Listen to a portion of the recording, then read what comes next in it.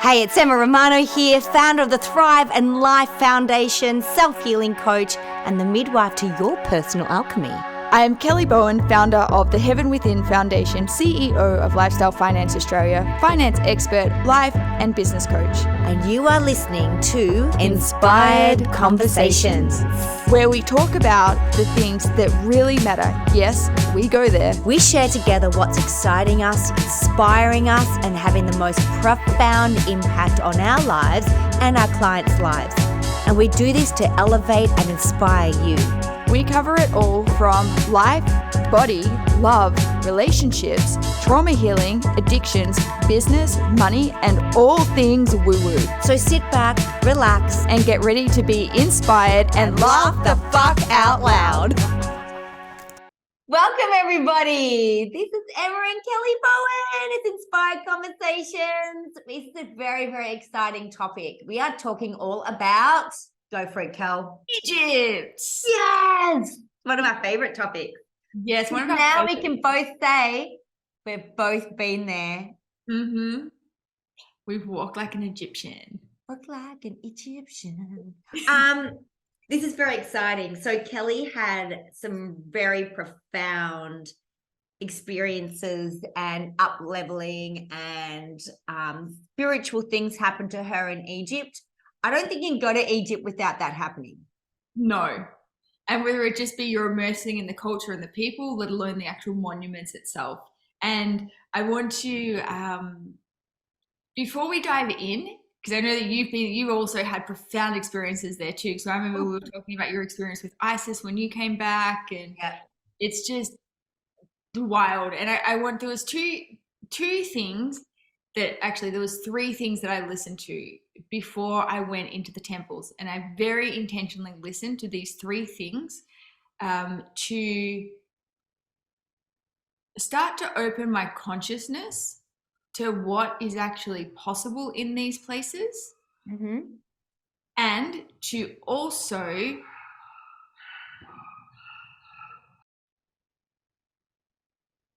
so I very specifically listened to these three things. One, to open myself from a consciousness perspective to what's possible, because I don't necessarily, I think I mentioned on the earlier episode, I don't get that huge visual experience, yet I do very much feel things. And sometimes I think if it's in our, I guess there's two parts of wonder with it. Like if there are things in our don't know what we don't know basket, sometimes we can't consciously perceive it, so it doesn't necessarily filter in, or if it does, it's like it's one big surprise. But yet if we kind of code ourselves in the realms of the possibility of what possibly could be available, it also helps us shift and raise our frequency to align with it. Mm-hmm. Does that make sense? So there was three things. So one, there was a podcast by Aubrey Marcus where he went through the pyramids, and he did go through with Matteo. They did go through with that Matteo Di Stefanis guy, and they were talking about things like in this podcast. It's a wild podcast. I'll send it to you, Em. You'll love it. But they were like touching. He was like touching and like singing light language to one of the pyramids, and it kinetically threw him like 10 feet back off the wall. Whoa! Like wild things. Anyway, so I listened to that because somebody had sent it to me. They're like, oh, if you're going through the pyramids, you have to listen to this podcast. And I was like, oh, okay, I'll listen to it. And then there was two other books that I highly recommend anybody who is going to go through the pyramids or to any of these ancient sites, any of the like the mysteries of Earth. These two books. Number one is the Convoluted Universe, book 1, where they talk about Earth mysteries. If you're looking at it on Audible, you want to go to, it's chapter 6. And I think it's like track number 12, where they start to talk about Earth mysteries. And this is where they talk about the pyramids. Like everyone's like, how were the pyramids created? And it wasn't created by slaves. And even if you understand Egyptian culture, Egyptians were farmers and they were architects. They didn't have armies. So to have slaves, you have to have armies. And if this is a country of architects and farmers that don't have armies, how could have they had slaves that built the pyramids? So it begs this bigger question, the mystery, like how did they actually do it? So in the Convoluted Universe, they talk about how people had gone from, like in the fall of Atlantis, they'd gone over to Egypt to rebuild the civilization. And at this time, there was such a unity in consciousness and like a oneness in the mind, they could materialize things from like the ethera into solid objects, and they could lift them with their mind and place them into place. And this is how they created the pyramids. And then they also talk about what happened as time went on. People became more and more involved with their own individuality and sense of self and ego, where they lost the ability to be able to have this purity of mind to be able to do these things. So then they started going into sound technology. And as we further shifted away from this, we then lost connection to this kind of sound technology. Anyway, so Convoluted Universe talks about this. So I'm listening to this, I'm like, okay, so maybe one of my intentions as I go through the pyramids is that I want to be able to connect with the same clarity of mind that was able to do this, that was able to create and put these things in place. And now I'm really curious if you've done this, Em, because I thought I'll test this. When you go into the pyramids, have you ever rubbed your hand across like one of the stone pillars in there, like one of the limestone? We didn't go inside. What? We weren't allowed inside. What? Yeah, we weren't allowed. You had to organize it. We were one of the first people there in the morning because it was very hot. Yeah. So they said we had no idea that you could go inside. So it was like you had to organize it before you walked in, before you went there. So we never went in. Anthony and I just went around. Oh my God, are you going this time? Are you yes, but we're going again in January, and we're definitely going in. Okay, so I want you to go up to, like, once you're in any of them, but particularly when you're in the big chamber. So depending upon which pyramid you go in, if you go into the big pyramid, you literally, like, you're going up in it, and it's hot. It is really hot. If you've got claustrophobia, you're going to struggle a little bit. But you're in kind of like this 4 foot by 4 foot kind of like square thing where you kind of got to like track up, and you're going up, and it's getting hotter and hotter, and eventually you come into this big room where it appears to have like a sarcophagus. But in the sarcophagus, it's what we're told they're for isn't necessarily what they're actually for. In the Convoluted Universe, there's a passage that says you'd have to be deaf, dumb, blind, and stupid to not be able to feel the significance of, like, there was something so much greater than what we're told about this. And so the big pyramid is the sun god pyramid. It's the Ra pyramid, like the Ra pyramid. Anyway, but if you go in there and you're in this room, if you run your hands across they're not bricks, like across the limestone, you actually feel the kinetic energy in it. It's wild. Yeah. And it's like, this isn't your standard building or architecture. Like, there is literal energy that has been put together to create this, that is holding this thing together. The architecture on it is perfect. Like the finishing of the limestone is literally like limestone on top of limestone. It is perfect, perfectly cut, perfectly aligned. Like, it just doesn't happen. Even our machines to this day still can't create that kind of like perfect alignment. Anyway, we were in there. And so we're in this beautiful, well, actually, it was more like a sweat box. If you've ever been to like a hot box yoga or a Bikram yoga, because it was so hot in there, like on the walls, like everybody's sweat is kind of like stuck to the walls and like dripping back in on you. Ew. You're really selling it for me, Cal. You're really selling it for me. Stay with it. So Egypt is a poor country, yet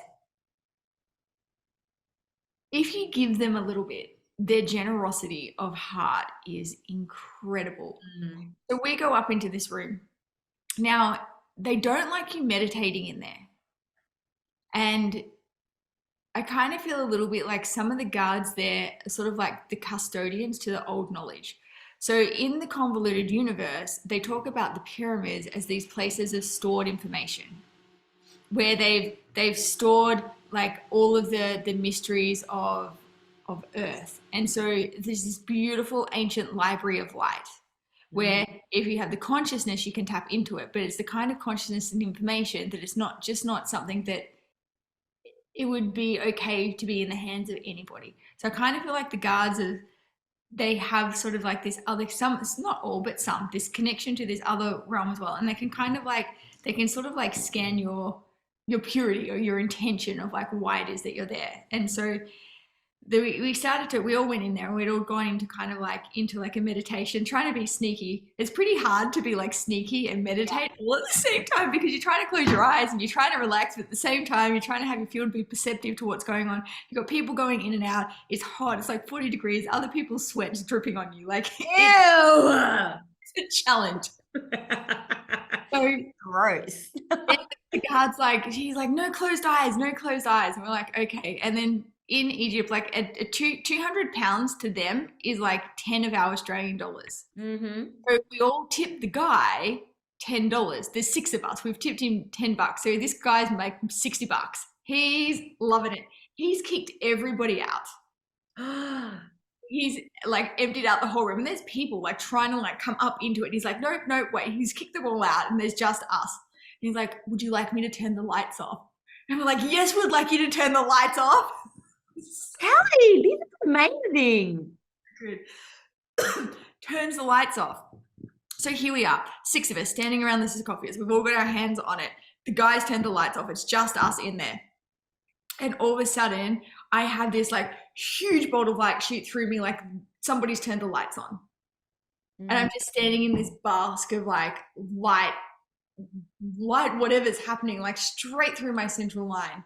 And it's so bright that I, like, my eyes are closed, but it's so bright that like I can't see, kind of thing. And I'm like, oh my God, what is this? And then like my whole cells are like vibrating. Oh, it was amazing. I still don't know what that was. And I'm still integrating what this is. And from what I've understand about that pyramid, it's about like reconnecting and re-energizing. And like reconnecting with your light and re-energizing. So being in there and having that experience and having the opportunity to do that and have him turn the lights off, but feel like as I'm going into, like, the lights have been turned on more than they're like so bright that I almost can't see. It was wild. Anyway, so one of the girls and I, my friend Carrie and I, we went back down and we thought everybody was behind us, but somehow they managed to stay in there, and they were up there in there meditating in this incredible pyramid for an hour. And this guy just kept kind of like sort of like letting people in and out. Oh my gosh. Wild, right? So when you go back and when you go into the pyramids, make sure you have lots of 200 pounds, because if you tip them, they don't, like, they like I said, it is a poor country, but if you give a little bit, they give you so much. And then they'll show you different places, like stand here, touch that, do this. Like they give you the... Oh, thanks for that tip. That's a great tip. Yeah, they give you the full experience. Now, I'd be a little bit careful. Like some of them, they're like, come, we'll take you to like Temple of Horus, which is, and you know, they're kind of like leading you off the track a little bit. Like that kind of stuff I was a bit nervous about. I was like, you know what? I'm just going to stay around where the people are. Yeah. Where the people are. Anyway, if you have a guy with you, you'd probably feel... if you have a man with you, go. But because we were 6 women, and everybody treated us amazing, and they doted over us, and all the stories you hear about. And I'm curious what your experience was. Like, the men were lovely. They treated me like a queen. So respectful and so lovely. But I got to tell you, I was respectful. You know, I covered every inch of my body. You know, I didn't go into a temple with little shorts on or anything like I covered my legs, I covered my arms. I was very respectful. So when you're respectful of them, they're very respectful of you. Yeah. You know, they were fantastic, like so lovely. Probably the markets, the greatest part was the markets where you're so busy and they want you to haggle and stuff. Like they want to sell. But Anthony, my husband, you know, he's Italian, but he looks like the United Freaking Nations. Like he looks like everything and anything. They thought he was a local. So they're all, you know, they're talking to him in their language, but they thought he was a local. So they just left me alone. It was fantastic. So yeah, but no, so respectful, so lovely. But I also didn't put myself in any position where I wasn't going to be disrespected. Me too. Yeah. You know? Yeah. Same. So yeah, just all of those myths that you hear about it. I even had like the dresses that I wore was like just above my knee, and I had like a thing to kind of come over my shoulders that Yeah, went like a shrug. yeah, like a shoulder that sort of went longer than my knees, and I didn't have any issues with it. No. Yeah, it was fine. I didn't have, because you just don't know. You've got what the media tells you, and then you've got what other people tell you. If you're respectful and you treat them kindly and lovingly, they're amazing. That's right. Yeah. So I mean, if you're going to walk around in a bikini, it's completely different because it's a Muslim country. Yeah. But, you know, when you're respectful of them, they're so respectful. Yeah, so respectful. So that was the first place we went to. That was the big pyramid, and I was like, wow. And now I know when I'm integrating something and I've received a lot, because all I want to do is sleep. It's like somebody comes up and just goes, sleep. And I'm like, we get back on the bus, and then we were going somewhere else. I can't remember where we went, but as soon as I got on the bus, I was like, out cold. And then there was a couple of other places that really stood out for me. And then one of the places that I love that I had no idea that I was going to enjoy as much as I did was that we spent 3 nights on the Nile. The most magical freaking 3 nights of my life. Right? I cried coming off. Yeah.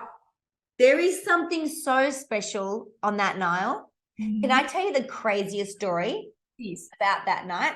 So when we were in Egypt, I knew a friend of mine who I've had on the website, Karen, and she was in Egypt too, and she had her son's ashes, who had died in a very tragic motorbike accident a couple of years before.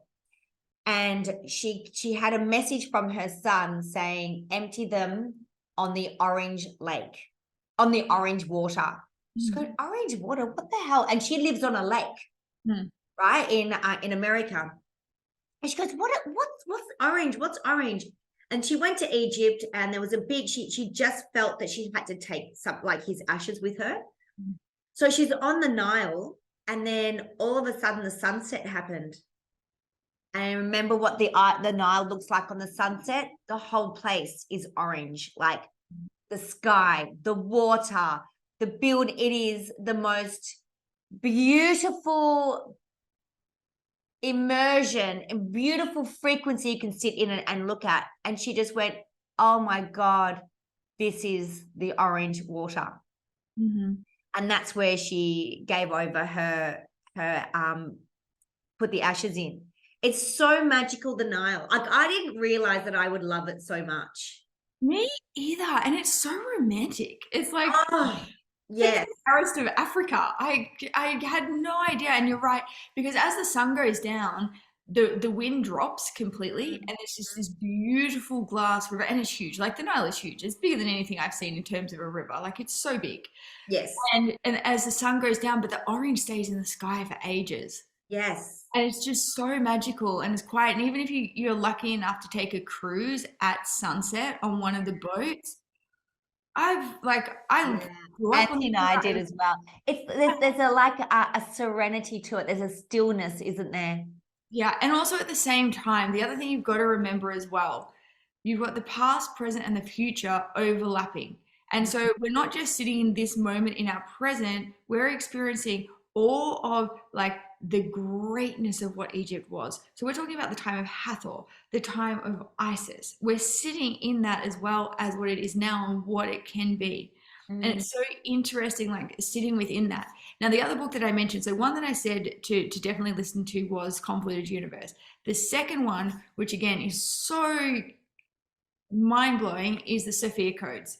Now, what I love about, the first part of Sophia Codes is a little bit dense, as Kaia is talking about like her journey and how she came to the place where she started channeling. But I think it's from like, again, on the audio book, I think it's, I don't know, never try. I'd have to check. But as soon as they start to talk about the Isis initiation, and then it goes Isis, then it goes Hathor. And what's really interesting is that they talk about Isis. Isis was a devoted priestess to the star nations of Hathor, and she helped bring Egypt into one of its golden ages. And what she would teach would be this purity of love and this purity of oneness and this purity of connection and oneness with all. And Egypt was this beautiful, like peaceful, thriving place. And she would teach like in, there was like teach in divine union. And she would talk about, this is, I could be getting this wrong, and I'm absolutely jumping in, correct me if you know the bit that I'm talking about in the book, Em. So Isis is one of the main goddesses in Egypt. And then you have her partner, which is Anubis. Osiris, sorry, thank you. Isis and Osiris. Now, when they come into divine union, so they would practice, like they would have these beautiful sexual tantric practices. And when they'd have these tantric practices, between them, the third energy that would be created is Horus. Horus is the main sun god who is worshipped in Egypt. And so many of the temples there that are dedicated to Horus. So there's this like beautiful connection and like energy flowing and this sacred sexuality, and they would teach like divine union and the unity of consciousness, which is why it was such a beautiful place to be part of, like one of the golden ages. And then so they talk about this, and then they go into, in the Sophia codes, they then go into talking about Hathor. And Hathor has a very similar sort of like journey. She took Egypt to their, like into another one of their golden ages. But what's really interesting is that when Egypt fell from its golden age, when Christ came to earth and Mary Magdalene is the return from Hathor star nations to then bring back the message. But the message got so distorted where the Catholic Church and Christianity and all the dogma with religion came in to control people. And it was so interesting. All of the temples I went through, like I went through so many temples while I was there. Every day was like 1 to 2 temples of this 10-day tour. It was incredible. The only time that I got the heebie-jeebies and things didn't feel quite right was the second last day of our tour. We'd flown from Luxor back into Cairo, and we're going to the Hanging Church, and this was on a Saturday, so they were having a service, the Hanging Church, and then also the church where Jesus and Mother Mary and Joseph, they escaped from, I think my history here is really bad, but I think they escaped from Jerusalem. They came across to Egypt and they lived in this cave under this church in Egypt for 3 months, I think it was. The only 2 times that things didn't feel right, like I could feel the distortions within frequencies, was one standing outside the Hanging Church, and when they were singing hymns, I couldn't even get close to it from being through like all of the temples, right? Yeah. All of it, so open, and then I could just feel in this one place the constriction, and I was like, wow, that is so interesting. And then when I went round to where the cave was, the frequency felt a lot better. Like you could still feel some of the remnants, the purity of what had been there, but you could also feel all of the Catholic Church, all of the church on top of it, and everything that we've been taught as modern day religion. It was really interesting watching, like this wasn't even a conscious thing. This was a body somatic reaction. Yeah, wow. And I was just like, wow. And even when you look at the paintings from when like going through all of the temples, and then when you come in to see how modern religion, even just like, and again, we're talking like modern religion started in the medieval ages, in the dark ages. So you can feel the frequency of it. It's just so different to what you're looking at in like the beauty of the temples and the frequency of the temples. And yeah, it was like, I'm still kind of like integrating these pieces and where they're landing. And I think the more that I travel this path and the more that I'm opening my own consciousness and integrating some of these frequencies and like this real unity and this love consciousness, it's almost like I'm looking through everything through a completely different lens. Yes. Does that make sense? What was your experience when you, because I know like you did both. Did you do a lot of temples when you were in Egypt? Because I also know like all the temples except for that one where you had to go on the horse and cart because they wouldn't let us. Oh, we'll talk about that one next. Yeah. Went to all the temples. we never went to the hanging church. I'd never heard of it. Oh. So we didn't do any of that churchy stuff there. We did a lot of churchy stuff when we went to Israel, of course. But Egypt was extremely special for us, like very, very special. I felt like I'd come home. And especially being on the Nile, like I went through a full body, I can't leave here. I could have lived on there. Yeah, me too. Like I said to Anne, I said, I could actually live. He goes, live? Do you mean just hang out another couple of days? I went, no, I actually really think I could live on the Nile. You know, and it was quite amazing. It was a very spiritual, emotional time for me. I was getting lots and lots of activations, lots of downloads, lots of, especially from Goddess. Well, she likes to be called Isis. She doesn't like to be called Isis. Isis. Yes, Goddess Isis. She is literally Mother Mary. Mother Mary is her incarnated. And Horus is Saint Anne as well. There's a lot of Saint Anne in her as well. So there were great nurturers, mothers, you know, they nurtured, they fed. It was very beautiful. But everything was for us. I remember going into the Philae temple, which is the Goddess Isis temple. And I'm, you know, like, this is what freaks me out. They're like thousands of years old. Nothing is behind perspex or anything like that. You just go, you just touch stuff. You're like, this is 8,000, 5,000 years old. It's insane to me. And it's kind of insane that you're allowed to touch it. Yeah, so I was getting, you know, so I'm getting all these codes coming in, all these downloads. And I'm just touching, and I would really focus in on what my fingers were feeling underneath, like hyper focused, consciously conscious of not just I'm just touching that and looking over here. I would look at the grains of the limestone underneath my fingers, and I would touch it, and I would pat it. And all of a sudden, these big, big messages were coming through to me. I was totally channeling Goddess Isis. And she just said, all of this has been made for you thousands of years ago for you to come stand here and enjoy it. She goes, it's for everybody. She's this whole world. Every blade of grass that is in this world is just for you to go and admire it, lay on it, make love on it, eat on it, smell it, cut it, do whatever you want to it. It goes, the only thing that you've got to do is go and get it. And she said, and we've even made it so easy for you all. We've given you vehicles, we've given you cars, we've given you boats, we've given you planes, we've given you money, we've given you everything, yet you still won't take it. And I was like, my God, because the only difference of me last year compared to Emma 8 years ago, who was broke ass like I was broke. The only places that Anthony and I and the kids would go for holidays was camping. You know, it would be $120 a week. It would camp.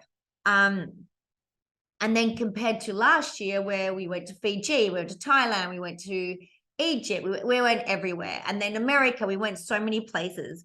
The only difference, it's not about the money. It was the mindset that I had to change to receive the money to be there.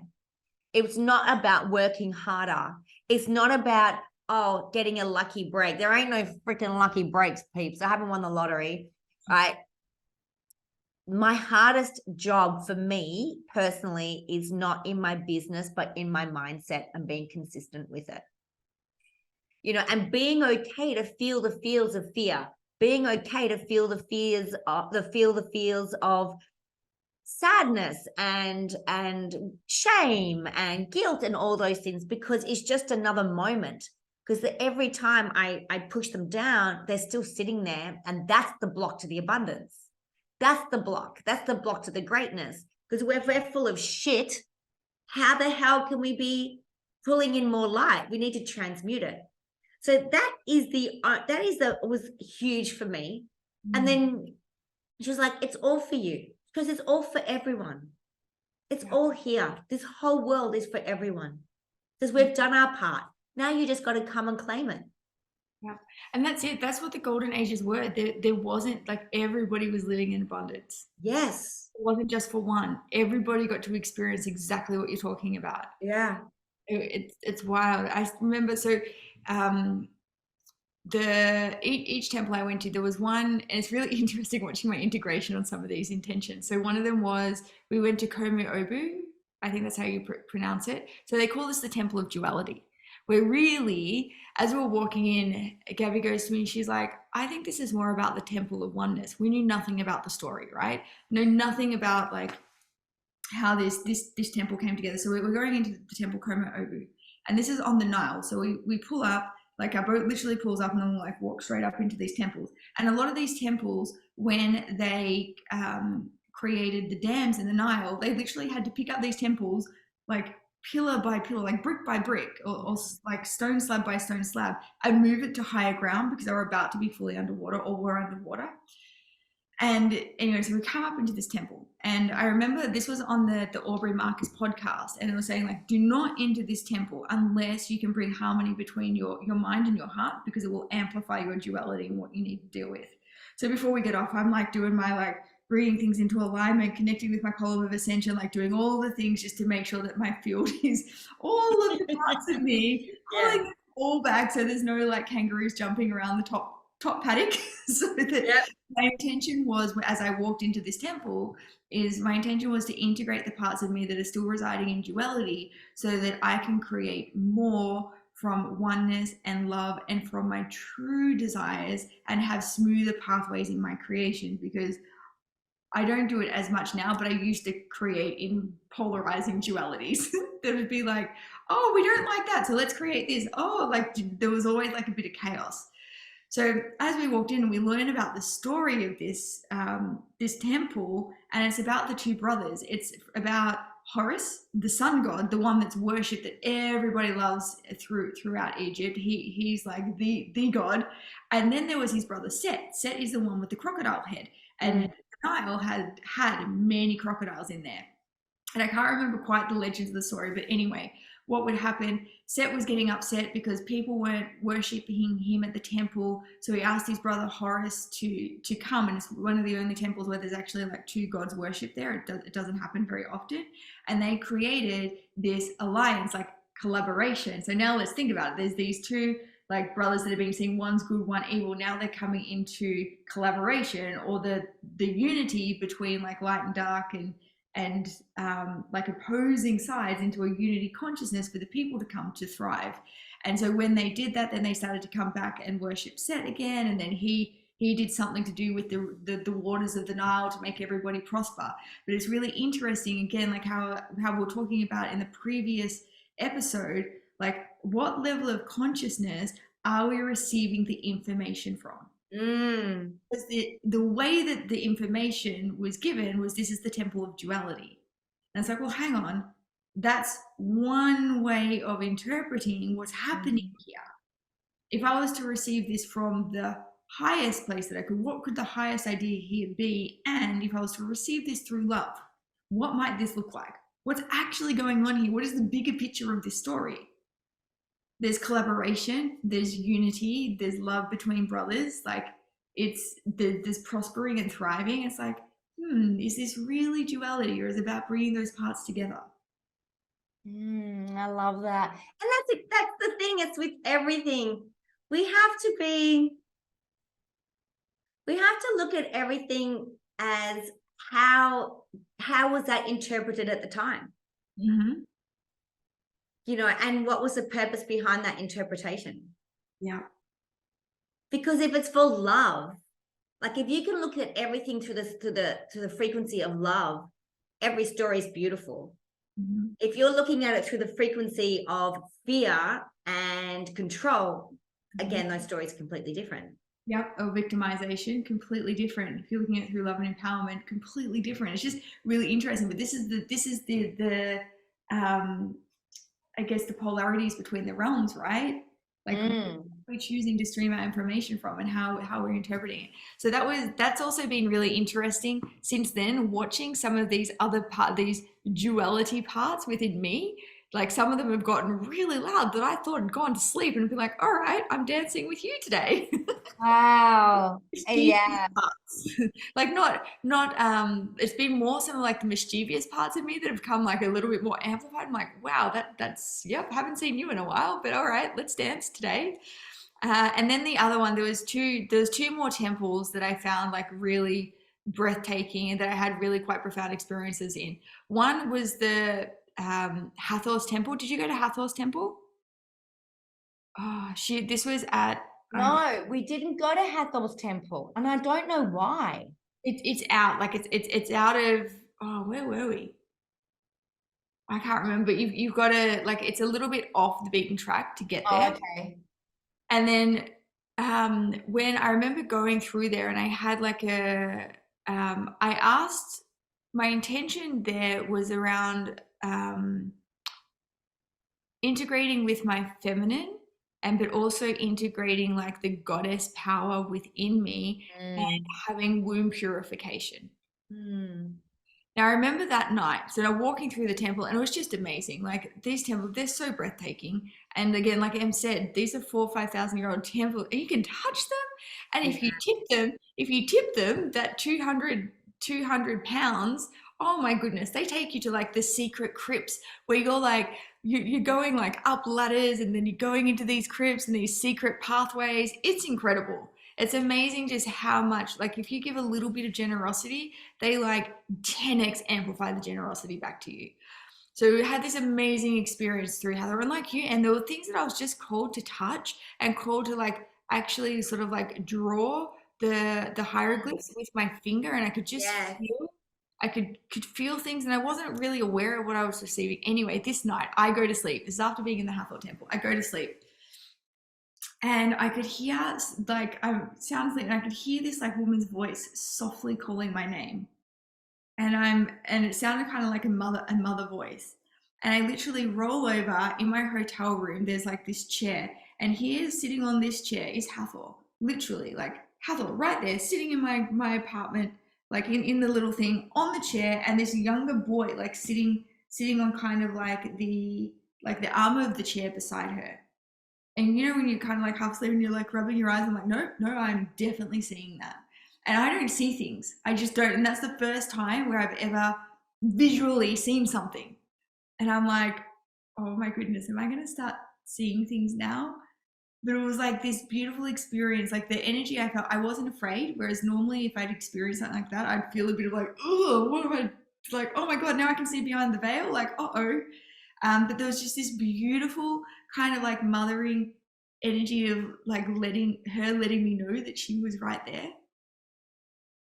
I And love that so much. That's so beautiful. yeah, it was wild. And I'm just like, oh my good, like I didn't even have a box to put that in. And so this was like one of those, I guess only in Egypt does this happen. It hasn't happened since, but it was undeniable. Like she was sitting right there. And then I also asked my friend Paulina, the one that can see all of the things. She was like, tell me what she looks like. And she was like, and I described her as like this woman. She's a bit like bigger than a normal human. She had like beautiful black hair, like tall and thin and very sort of like goddess like looking, and just this beautiful love omnipresence kind of thing going on. She's like, yeah, that's Hathor. How did Like you feel? Like, what was it feeling within you when you were in bed and you're just sitting there looking at her? I felt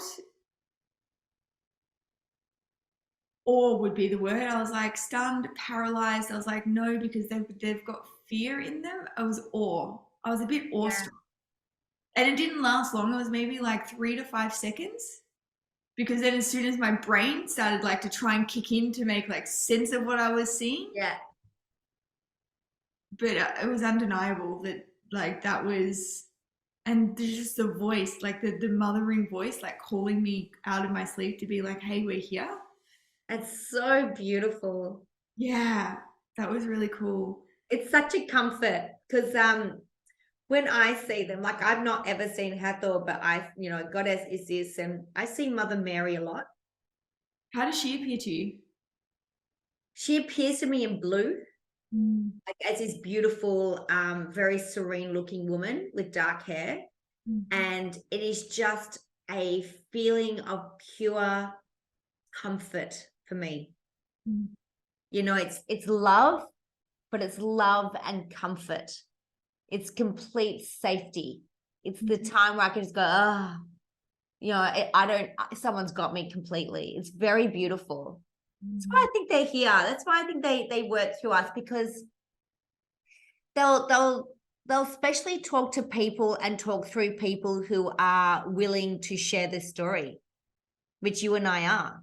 Yeah. You know, it's like when the dragon started talking to me, I'm like, why me? And they've gone, because you're ballsy enough to freaking go out and tell people. Like, you don't give two shits of what people think. So you'll just say it and then let people deal with the information. I'm like, oh, okay. Yeah, that makes sense to me. Yeah. You know what I mean? I get it. You know, it's not like because I'm any special. I'm just ballsy enough to go, oh, a dragon said this to me the other day. Oh, by the way, when I was in Jordan, I met Moses, right? Yeah. Like the Moses. I'll just say, like, you can do what you want with the information. It's not up to me what you do with it. I've just got to give it to you. You can throw it out or you can keep it. It's up to you. I don't care, you know?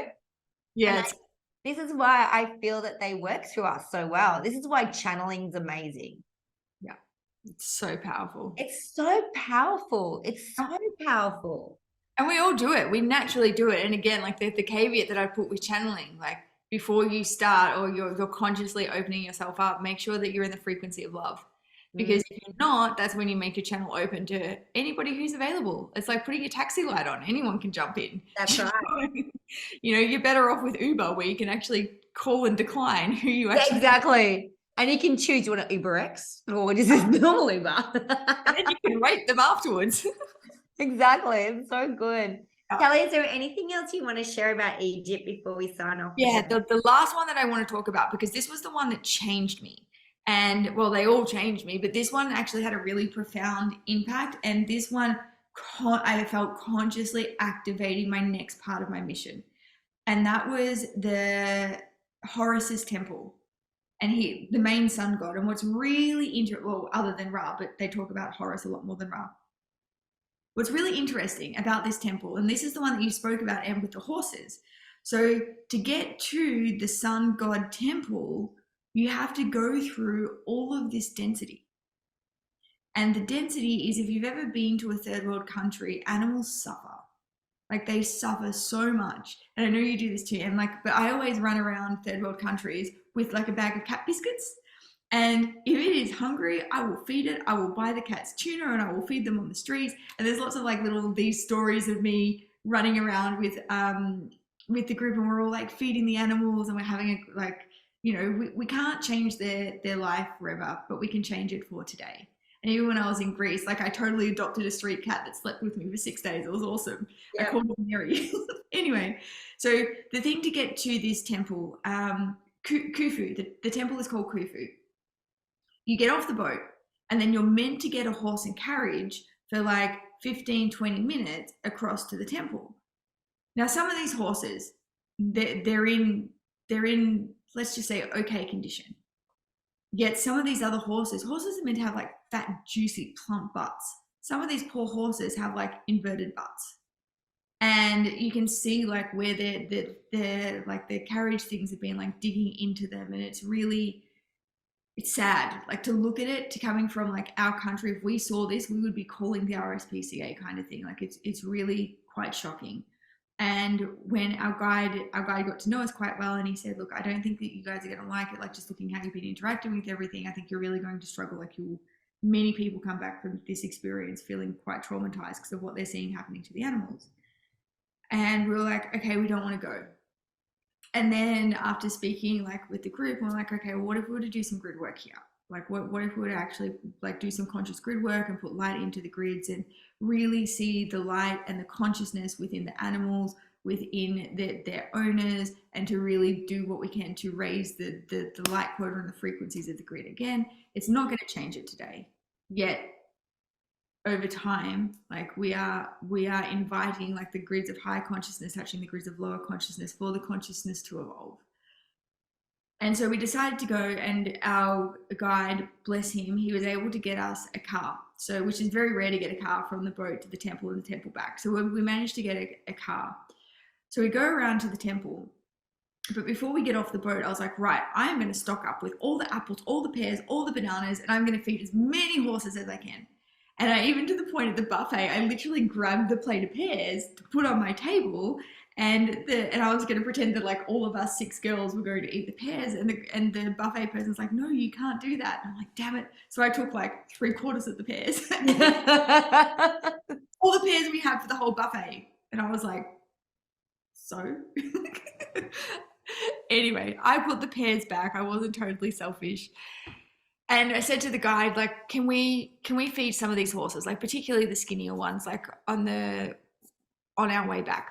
And he's like, yeah, I will take you to some of the people we know, and you can feed their animals. So we have a beautiful experience in the temple. The temple was incredible. I had some intentions there around like really purifying myself and with the masculine, because Horus being the main sun god, and also asking for preparation for union and calling in my divine union with a man, like to call that in and prepare my field for it.